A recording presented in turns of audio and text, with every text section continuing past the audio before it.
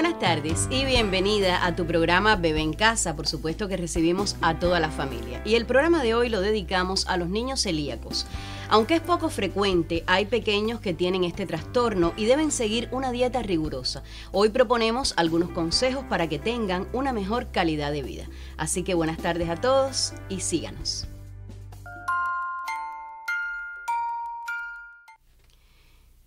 También las buenas tardes a nuestro especialista, el subdirector de la Dirección Provincial de Salud en Matanzas, doctor especialista en pediatría, José Hernández. Bienvenido al espacio. Buenas tardes. Buenas tardes. Bueno, ¿qué es la enfermedad celíaca, doctor? La enfermedad celíaca es es una afección crónica que afecta a niños y adultos también. Es una enfermedad donde existe una intolerancia al gluten presente en la dieta, en muchos alimentos, fundamentalmente presente en el trigo, la cebada, el centeno, y que realmente origina una afectación del intestino delgado de nuestros niños y nuestros pacientes. Es una enfermedad relativamente no frecuente, pero existen casos que requieren un tratamiento muy específico y restricciones dietéticas severas. Uh-huh. Bueno, ¿qué causas tiene esta enfermedad? O sea, ¿qué factores inciden para que entonces se declare un niño celíaco? Esta es una enfermedad que obedece a trastornos inmunológicos en nuestros niños. Hay una intolerancia, como decíamos anteriormente, al gluten presente en estos alimentos y se producen anticuerpos que lesionan el intestino. Es una enfermedad crónica con una lesión intestinal que realmente origina una mala absorción de los alimentos y origina otras complicaciones como malnutrición, faltas de vitamina, osteoporosis y un retardo en el desarrollo del crecimiento de los infantes en sus formas de aparición precoz y temprana en los nenes. Es una enfermedad también donde se plantean que existen algunos antecedentes familiares, pueden existir antecedentes familiares y se plantea una base, una predisposición genética que favorece esta afección.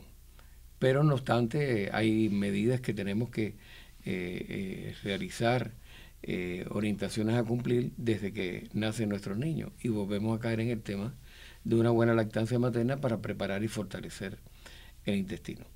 Uh-huh.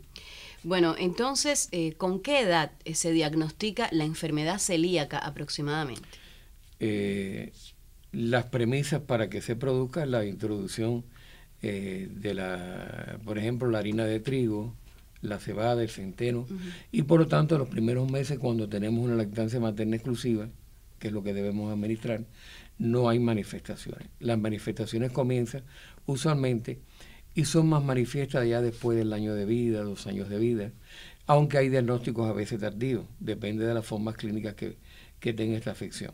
Pero nunca aparece cuando está un niño con lactancia materna exitosa. Las primeras manifestaciones comienzan una vez que se introduce la alimentación, uh-huh. Y que está presente este constituyente, el gluten, que está presente en la dieta de nuestros pequeños. O sea, digamos, cuando se empieza a dar el pedacito de pan, el pedacito de galleta, ¿es un cuadro aparatoso, doctor, o puede pasar desapercibido? Comienza como una diarrea aguda, uh-huh. Y es una diarrea que se va prolongando en el tiempo y cae ya dentro de la clasificación de diarreas crónicas. Yeah. Es decir, que hay que pensar en esto siempre cuando tenemos un niño pequeño, que una vez que se inicia la alimentación, comienza con cuadros de distensión abdominal, uh-huh. Lo vemos aventadito frecuentemente, con deposiciones pastosas o deposiciones líquidas, y donde se encuentran nuestros médicos y enfermeras en la consulta que el estado nutricional se va deteriorando.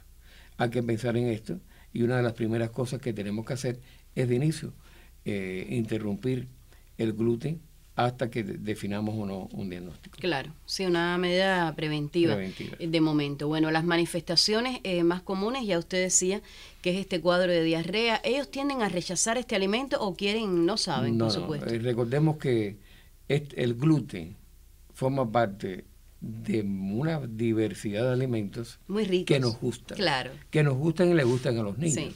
las galletitas, el pan.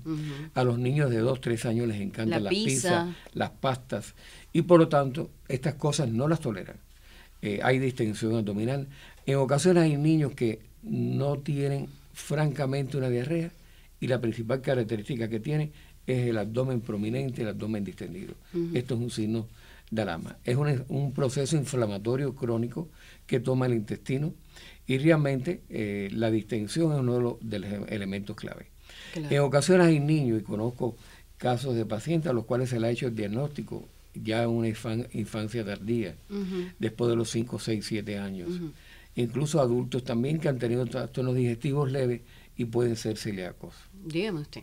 Bueno, entonces vamos a interponer la sección Tu Salud al Día y regresamos.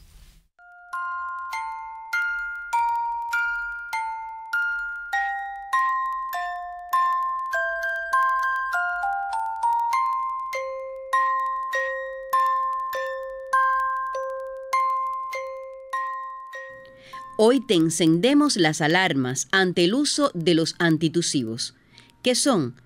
Pues son esos medicamentos que damos en ocasiones a nuestros niños cuando tienen tos. Como hemos explicado en programas anteriores, la tos es un mecanismo de defensa que lógicamente molesta al niño y a la familia, pero no debe ser suprimida, sino comprendida y tratada en forma adecuada, aceptándola como un tipo de respuesta del cuerpo. Como dato adicional, podemos decir que pocos medicamentos tienen efecto real sobre la tos, y este efecto solo se produce en altas dosis y por consiguiente aumenta el riesgo de toxicidad. Los nuevos antitusivos, como el dextrometorfano, son considerados poco tóxicos, pero eso no significa que sean inocuos, ya que pueden dar somnolencia, náuseas y en algunos casos depresión del sistema nervioso central. Un dato muy interesante acerca de los antitusivos es que estos jarabes tienen importantes concentraciones de azúcar y ese componente aumenta la producción salival y su deglución, interfiriendo con el reflejo de la tos. A su vez, el azúcar presenta cierta acción protectora al recubrir las terminales nerviosas, ayudando así, por medio de otro mecanismo, al efecto antitusivo del jarabe. Debes tener presente que tu bebé pequeño no sabe expectorar, por lo que no es aconsejable tampoco el uso de mucolíticos o expectorantes.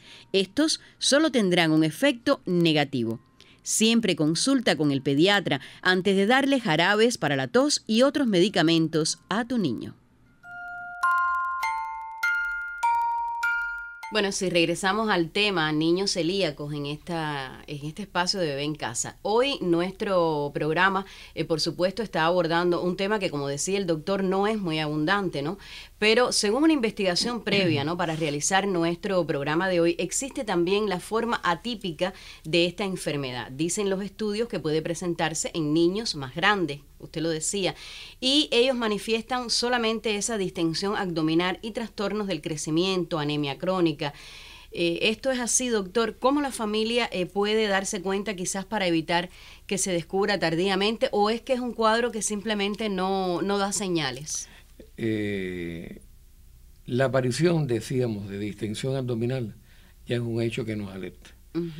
Tengamos presente que aquí hay una inflamación crónica del intestino y secundariamente hay un trastorno de la absorción de todos los nutrientes. Y por lo tanto estos niños tienen tendencia a tener anemia, osteoporosis, trastornos del crecimiento, y por lo tanto también en estos niños, por ejemplo, un niño malnutrido, hay que pensar en esta afección. Decíamos que esto se produce por intolerancia al gluten. El gluten es un constituyente presente por excelencia en el trigo. Es un constituyente que es un componente que es la que origina la alergia, es la que origina la formación de autoanticuerpos, ya que esto tiene una base inmunológica, que es la que lesiona las células intestinales. Por lo tanto, es muy frecuente esto. Y el manejo dietético es extremadamente importante en estos niños. De hecho, ellos tienen una dieta especial, y en el Dietario Nacional nuestro existe una dieta para estos pacientes donde realmente se les facilita la presencia de otros constituyentes que pueden suplir la ausencia en sus dietas de otros alimentos. Por ejemplo, galletas especiales deben consumir, libres que se de elaboran, gluten. libres de gluten. Muy importante es que una mínima contaminación con el gluten en la elaboración de alimentos en la casa puede conllevar a una crisis en estos pacientes. Para evitar la crisis exentos de gluten, las familias de los pacientes con niños celíacos son familias que tienen estructurado un estilo de vida dentro de la casa, donde realmente tienen capacitación, y más ahora con las redes, tienen documentación de cómo actuar, cómo preparar los alimentos y los cuidados a tener. Existe en las redes sociales un grupo acá en la provincia de niños celíacos, donde realmente los padres incluso interactúan. Qué bueno. Ellos me invitaron al grupo, yo formo parte de este grupo e interactúan. Estamos en momentos difíciles, todos conocemos las dificultades que tenemos con la alimentación, pero pueden compartir ideas seguramente. Se comparten ideas, pero además se les apoyan desde el punto de vista institucional con algunos ventas muy precisas de alimentos para poderlos apoyar en estos momentos. Hay cosas que ellos los pueden ingerir fácilmente, por ejemplo, el huevo, que también nos escasea en la canasta básica y por lo tanto está presente en la dieta que se le administra, pero en ocasiones se le hacen algunas ventas diferenciadas, que ellos como grupo realmente agradecen. Son padres muy preocupados y padres realmente que es muy importante en el seno de qué familia está un niño celíaco. Cuando el niño está en un ambiente propicio, con una familia que le dedica toda la preocupación en esto, su evolución es mejor. Estos niños, cuando se alimentan sin gluten, tienen un desarrollo normal y se mejora el estado nutricional. Bueno, esta tarde vamos a Postrecitos de la Abuela también, como es habitual, este segmento que disfrutamos aquí en el programa.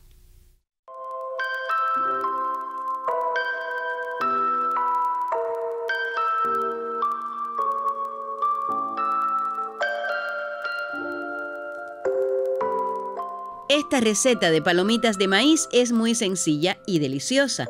Añade en una sartén una taza de azúcar y disuélvela a fuego lento. Agrega media taza de leche hasta que quede líquida. Añade una cucharada sopera de mantequilla y derrítela en el caramelo. En otra sartén, derrite una cucharada de mantequilla y luego pon las palomitas de maíz. Tapa y cocina a fuego alto hasta que exploten todas las palomitas. Luego, ponlas en un pozuelo plástico y agrega el caramelo. Remueve y ya están listas las palomitas caramelizadas. Son muy sabrosas.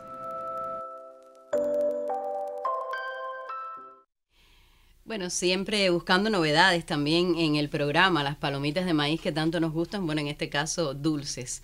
Bueno, en el espacio acotamos la importancia que tiene la lactancia materna, siempre recalcamos esto en cada programa, pues también protege a su hijo de las alergias de tipo alimentario. La introducción de cereales en la alimentación es recomendada, preferentemente luego de los 6 meses de edad o hasta el año también, ¿verdad, doctor? Sí, exactamente. Y es ahí cuando el niño celíaco que nace con esta condición, porque hay que puntualizar que es una condición autoinmune con un trastorno de la inmunidad con la que nace este nené, que incluso puede tener una base genética. Aquí se implican tanto factores ambientales como genéticos, como usualmente ocurren en todos los problemas genéticos, que hay un componente ambiental. Por lo tanto, ya una vez que aparece la introducción de los cereales, hay que tener cuidado con las manifestaciones. Sí. Si aparece distensión abdominal, no tolerancia, la asociación con diarreas cuando lo consumen, alerta y consulta a nuestros equipos básicos de salud. Sí, era lo que le preguntaba, que a veces entonces en esta etapa de introducción es que se suele descubrir. Bueno, además de la dieta rigurosa, debemos llevar a cabo medidas higiénicas adecuadas para evitar la contaminación cruzada, como usted decía, pues en contacto con otros alimentos que tengan gluten, ¿no? Puede comprometer la dieta de nuestros niños, doctor. Es también un problema, creo que de la familia, de asumir que si tenemos un niño en estas condiciones, bueno, el resto de la familia no es que deje de comer algunos alimentos, pero bueno, evitarlos un poco, pienso, delante del niño, o sea, contribuir un poco a que el niño pueda ir aprendiendo. Esto creo que es importante. Y fundamentalmente, a partir del diagnóstico, la familia es vital en el manejo de la afección y muy importante las orientaciones que se dan a asumirlas Ojo con la manipulación en el hogar cuando elaboramos otros alimentos, cuando utilizamos la harina de trigo para otro producto. Sí. La simple contaminación con uno de los instrumentos de cocina, con la cuchara, por ejemplo, con algunos de los alimentos de nuestros niños, esas fracciones pequeñas, o sea, esa pequeña, pueden originar ¿sí? crisis. Por lo tanto, no solo la ingestión, sino la contaminación. Por lo tanto, son cosas a tener en consideración. ¿Esta enfermedad tiene formas graves? Puede existir cuando no hay un manejo adecuado. El niño puede hacer un cuadro de deshidratación, malnutrición crónica, lo que usualmente cuando hacemos un diagnóstico preciso, rápido y el seguimiento adecuado, estos niños pueden llevar una vida normal. Claro. Bueno, también la intolerancia al gluten, tengo entendido, doctor, que puede causar dermatitis herpetiforme. O sea, ¿qué significa esto? Estas son formas atípicas de presentación. Como usted decía, la dermatitis en forma de herpes puede ser manifestaciones de este trastorno inmunológico originado por el gluten presente en la dieta, y puede ser una de las manifestaciones y debe sospecharse. Siempre ante una lesión en piel que no resuelve adecuadamente, consulta al dermatólogo, y también es una situación a considerar. Recordemos que hay familias donde hay niños o pacientes con enfermedad celíaca, es algo a tener en consideración cuando hay lesiones en piel. Esto nos da, este factor de riesgo nos da más elementos para pensar en ella. Doctor, digamos, cuando aparece esta lesión y no ha habido otros síntomas, entonces en la lesión solamente no se puede diagnosticar, ¿no? No. Aunque en ocasiones cuando una lesión es demasiado prolongada, ya crónica, ya hace sospechar. Se puede hacer biopsias. Y hay algunos trastornos en el interior del tejido que logran identificar algunos tipos de células asociados a estas respuestas de autoagresión del organismo. Esto hay que tenerlo presente, pero ya esto depende de la evolución. Claro. Ahí insistimos. Los médicos usualmente hacemos un diagnóstico diferencial ante toda afección. Sí. Pensamos, es posible que tenga esto, pero no es esto por esto, no es aquello por esto y lo otro. Entonces vamos esclareciendo los elementos para llegar a un diagnóstico.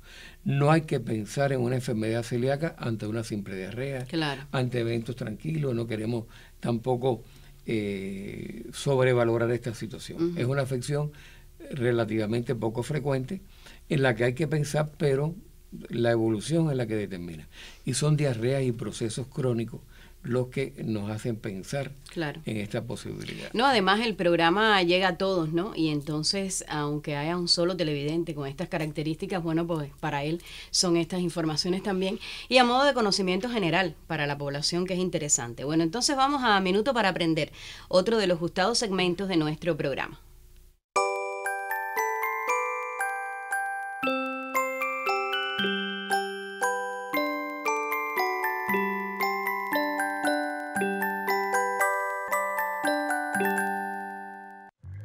Hola, esta es Sofía y es celíaca y no puede comer gluten.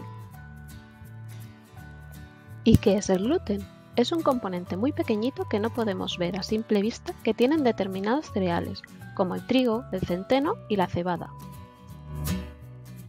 Algunos ejemplos de comidas con gluten son los siguientes: pizza, pasta, galletas, donuts, caramelos y chucherías, postres, pasteles, helados, patatas fritas, pan. Sofía no puede comer ninguno de estos alimentos con gluten, si no, se pone malita. ¿Qué le pasa a Sofía si come algo con gluten? Se le hace una herida en el intestino y puede tener dolor de cabeza, diarrea, dolor de barriga, dermatitis, cansancio, vómitos, crece poco y puede perder peso. Sofía, cuando compra en el supermercado, tiene que fijarse que sus alimentos tengan un dibujo como estos que vemos aquí, que indican que son productos sin gluten, y así seguro que no se pondrá malita. En el caso de que no tenga el dibujo, es muy importante consultar con sus papás, y ellos nos podrán ayudar a saber si algo tiene o no tiene gluten. A Sofía le gusta comer las mismas cosas que al resto de niños, pero para eso es muy importante que en todo indique que es sin gluten, para poderlo comer sin ponerse malita. En el caso que no lo ponga y no estén sus papás, es mejor no comerlo. Aunque Sofía no pueda comer cosas con gluten, podemos seguir haciendo fiestas geniales, siempre teniendo en cuenta que los alimentos que coma ella sean sin gluten, para poder seguir disfrutando todos juntos. Bueno, ¿qué consejos en sentido general usted puede darles a estos niños que mejoren su calidad de vida? O sea, que la familia pueda poner en práctica también a partir de ejemplos, ¿no? Y experiencias del grupo del que me hablaba. Ante todo, yo quiero hacer un reconocimiento a las familias donde hay niños y pacientes con enfermedad celíaca. Son familias que tienen una gran responsabilidad y la han desarrollado a lo largo de los años. Esta es una afección que los va a acompañar gran parte de su vida, prácticamente toda la vida. Y por lo tanto, un reconocimiento para ellas, para lograr una alimentación y evitar las complicaciones en estos pacientes. Las recomendaciones es estar al tanto de las manifestaciones que a veces son incipientes, a veces son solapadas. Insistimos en la distensión abdominal, ese niño con abdomen prominente, que realmente tiene digestiones lentas, que en ocasiones vomita, que a veces las cacas tienden a ser no diarreas, sino unas cacas pastosas, sin forma, y de aspecto brillante, como si tuviesen grasa también, que son expresión de la mala absorción. Recordemos que este es un proceso inflamatorio crónico del intestino y por lo tanto la absorción de otros alimentos está comprometida. Insistimos en que el gluten es el que origina el trastorno. Sí. Y por lo tanto, en los alimentos que más está presente esto es los cereales y sobre todo el trigo, la cebada. Incluso para algunos hay autores que recomiendan la ingestión de avena. Pero en ocasiones la avena que se importa y se produce en terrenos donde también se produce el trigo, puede traer consigo una ligera contaminación en el propio proceso de cultivo, y en ocasiones hay niños que no toleran la avena. Y esto realmente hay que tenerlo en consideración. Hay que ser muy precavido. Hay productos que lo adquirimos en algunos tipos de mercados que hoy tenemos, que hay que ver si en el etiquetado viene, porque son disposiciones internacionales donde se expresa libre de gluten. Pero nosotros en nuestra industria alimenticia elaboramos productos para estos niños, para estos pacientes, caramelos sin gluten, galletitas sin gluten, para que puedan tener la alimentación que tienen nuestros niños. Con las dificultades propias de estos momentos, lo reconocemos, pero realmente es lo que está pautado, esto es lo que está normado, y es necesario garantizárselo a los nenes, a los niños, a los pacientes, en dependencia de la disponibilidad. Pero el papel de la familia es fundamental. Claro. Bueno, vamos al segmento Lente Creativo en esta jornada de Bebé en Casa.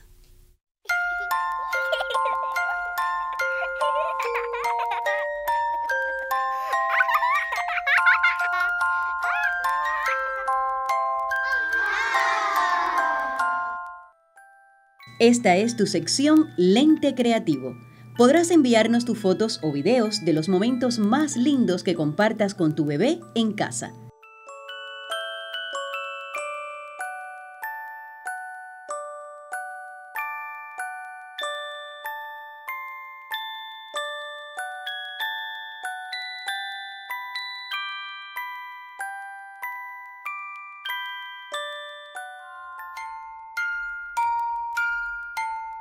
Por email atenderemos tus inquietudes que pueden ser las de otros. No demores en escribirnos al correo que tienes en pantalla.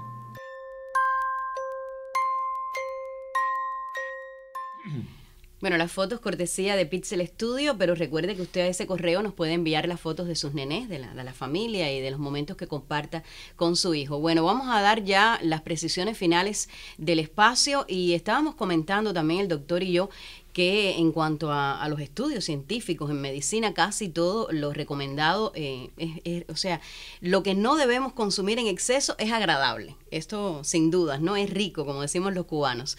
Pero bueno, a estos niños también, doctor, a modo general, se le puede enseñar desde pequeños a comer frutas, a tener otro tipo de alimentación. Exactamente. Válido para estos niños y para todos en general. Incentivar el consumo de vegetales, frutas, que son elementos muy saludables y necesarios en nuestras dietas. Estos niños, por las dificultades que tienen con su alimentación variada, es importante administrar suplementos vitamínicos, suplementos vitamínicos, apoyarlos con el ácido fólico, muy importante, en la recuperación del intestino, más en estos procesos crónicos que tienen, el uso de sulfato de zinc por periodos de tiempo, o preparados multivitamínicos y de minerales que contengan zinc, son elementos también necesarios para ello. La actividad normal de los niños, una vida plena, disfrutando de este entorno nuestro y realmente para que sean niños con desarrollen su potencial de desarrollo. Y ya vuelvo e insisto, reconocimiento a la familia de los niños celíacos. Bueno, entonces muchísimas gracias por estar con nosotros, al doctor José Hernández. Ya los minutos del tiempo televisivo se nos agotan, amigos, y espero que algunas de tus inquietudes se hayan disipado y que regreses la próxima semana para juntos seguir descubriendo cómo es la vida con un bebé en casa.